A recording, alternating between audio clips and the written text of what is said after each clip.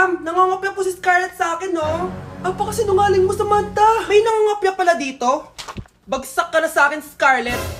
Apakasama talaga ng ugali mo, Samantha. Nay! O anak, anyari sa'yo? Binagsak ako ng teacher ko. Naniwala kasi siya kay Samantha na nangopya daw ako. Totoo ba yun, Scarlett? Hindi, Nay. Siya talaga yung nangopya sa akin. Walang iya yan ah! Humanda siya sa akin! Tara, anak! A few moments later. Ma'am, bakit niyo po kami pinatawag dito? Eh kasi ang anak mo, sinungaling. Siya naman talaga yung nangopya kay Scarlett eh. Hindi po totoo yan. Para malaman natin kung sino nagsasabi ng totoo sa inyong dalawa, mag-quiz na lang kayo ulit. Patay ako nito. Humanda ka ng mapahiya, Samantha. Okay, time's up. Pass your papers. Scarlett, naka-perfect ka. Yes! Talino talaga ng anak ko. Samantha, wala kang tamang sagot. Ikaw talaga ang totoong nangungopya. Nakakahiya ka, Samantha.